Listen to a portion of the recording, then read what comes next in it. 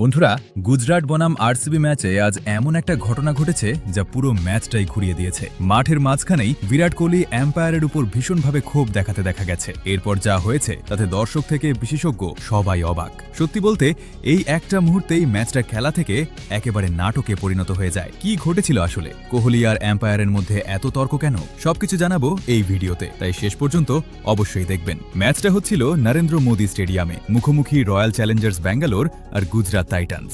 প্রথমে ব্যাট করতে নেমে আরসিবি ভালো শুরু করেছিল, ওপেনিংটা ছিল স্টেবল, কিন্তু হঠাৎ করেই পড়তে থাকে ব্যাক টু ব্যাক উইকেট। এরপর বিরাট কোহলি আউট হলে ইনিংস সামলান দেবদত্ত পাডিক্কাল আর রাজত পাটিদার, দুজনেই আক্রমণাত্মক ব্যাটিং করতে থাকেন। মাত্র 7 ওভারেই স্কোর চলে যায় 70-এর কাছাকাছি। তখন মনে হচ্ছিল আরসিবি ম্যাচটা পুরো কন্ট্রোলে নিয়ে নিচ্ছে, কিন্তু 8ম ওভারেই সব বদলে যায়। বল করতে আসেন আরশাদ খান। প্রথম বলেই পাটিদারের দারুণ শট, কিন্তু চতুর্থ বলে বড় শট নিতে গিয়ে টাইমিং মিস, বল উঠে যায় ফাইন লেগে। সেখানে জ্যাসন হোল্ডার ক্যাচ নেন। এখান থেকেই শুরু বিতর্ক। রিপ্লেতে দেখা যায় ক্যাচ নেওয়ার পর হোল্ডার মাটিতে পড়েন, হাত মাটিতে লাগে, আর তখন বলও মাটিতে ছুঁয়েছে কিনা সেটা নিয়ে বড় প্রশ্ন। অনেকের মতে বল পুরো কন্ট্রোলে ছিল না, তাই এটা নট আউট হওয়া উচিত ছিল। বড় স্ক্রিনে রিপ্লে দেখানো মাত্রই বিরাট কোহলি অবাক, সঙ্গে সঙ্গে দৌড়ে গিয়ে এম্পায়ারের সঙ্গে তর্ক শুরু। তিনি বারবার বলছিলেন বল মাটিতে লেগেছে, এটা আউট হতে পারে না। কোহলির রিয়াকশন থেকেই বোঝা যাচ্ছিল তিনি সিদ্ধান্তটা একদমই মানতে পারছেন না। তর্ক চলতেই থাকে, পরিস্থিতি গরম। শেষমেশ অনেকক্ষণ পর সিদ্ধান্ত